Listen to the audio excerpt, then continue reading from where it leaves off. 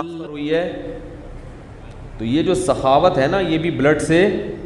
ابا سخی ہوں گے تو بچے بھی اکثر سخی ہوتے ہیں, ورنہ وہ کنجوس باپ کے کنجوس بچے جو میں لطیفہ سناتا ہوں نا, وہ دیسی گھی والا, وہ بھائی وہ ایک ابا دیسی گھی لے آیا, وہ تو لا نہیں رہا تھا لیکن چلو اس نے کہا لے آیا, تو بچوں سے کہا ڈبے سے لگا لگا کے کھاؤ, کیونکہ ڈبے پہ بھی چکناہٹ ہوتی ہے نا.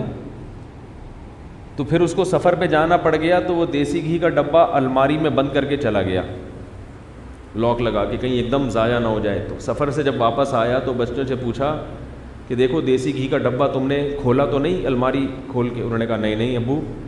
کہا پھر ناشتہ کیسے کرتے تھے؟ کہتے تھے ہم الماری سے روٹی لگا لگا کے کھاتے تھے.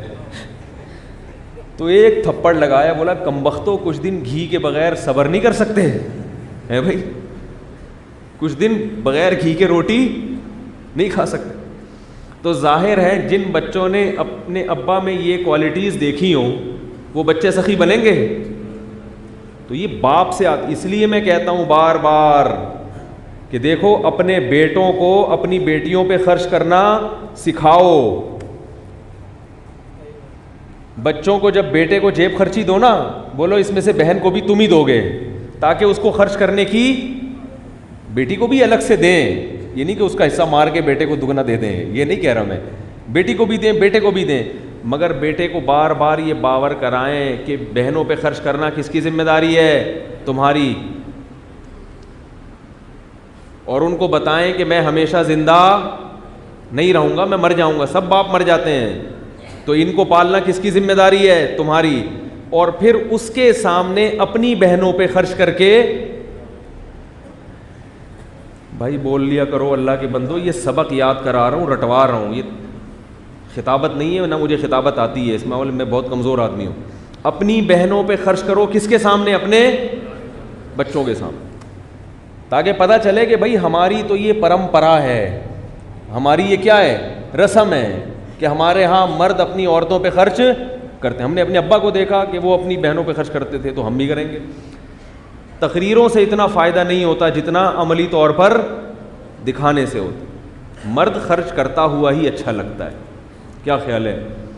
میں نام ذہن سے نکل گیا, آپ مشتاق بھائی زیتون ٹی وی والے, وہ جب بھی اسپیکر کا مسئلہ ہو نا انہیں سے ٹھیک کرواتے ہیں.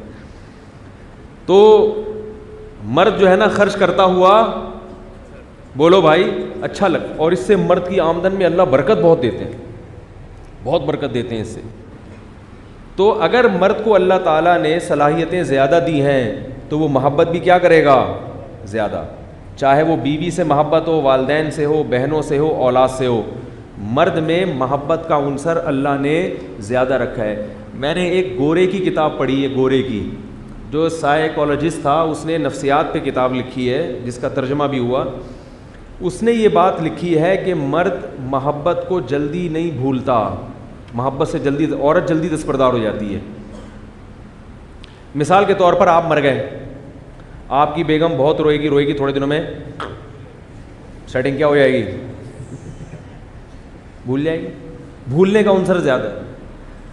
آپ کو بیوی سے محبت تھی, بیوی مر گئی, تو ماہرین نفسیات کہتے ہیں کہ آدمی اتنی جلدی نہیں بھول, وہ بہت عرصے تک یاد رکھے گا.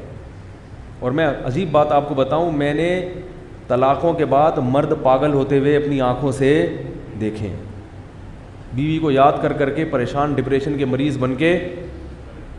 ایسے بھی دیکھے ہیں کہ جو ماہر نفسیات ہے,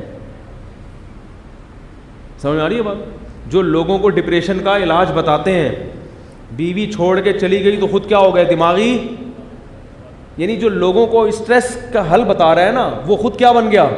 پاگل ہو گیا. تو نبی صلی اللہ علیہ وسلم نے مثال کس کی دی ہے محبت میں؟ ماں کی. باپ کی مثال بولو نا یار, نہیں دی. حالانکہ باپ اگر فطرت پہ ہو, یہ پہلے بتا دوں, ہر ربا کی بات نہیں کر رہا, چرسی بھی ہے, ہیروئنچی بھی ہیں, ایک نمبر کے مرد وہ ہے نا جس کو کھلا کے خوشی ہوتی ہے, جو کم وقت بیٹھا ہوا ہے, نہ روزگار تلاش کرتا ہے, نہ گھر کی ذمہ داریاں پوری کرتا ہے, گٹکا پان, یہ اس قسم کی, یہ آدمی نہیں ہے, یہ پجامہ ہے. معذرت کے ساتھ اس کو ہم کہتے ہیں نا بھائی تو آدمی ہے, یہ پجامہ ہے, کیا ہے؟ تو یہ آدمی نہیں ہے, آدمی کی بات کر رہا ہوں, غیرت ہو اس میں. اس میں اللہ نے برداشت بھی, تبھی تو جنگوں میں لڑتا ہے وہ, برداشت کم ہوتی تو جنگوں میں لڑتا جا کے, توپوں کا مقابلہ کرتا وہ. تو اس لیے اللہ تعالیٰ نے, یہ میں اس لیے کہہ رہا ہوں کہ بچوں کو ماں کی محبت تو سمجھ میں آتی ہے, باپ کی محبت سمجھ میں نہیں آتی. تو بھائی ابا ماں سے بھی محبت کرو اور ابا سے بھی محبت کرو, اس کے دل میں بھی تمہاری محبت ہے.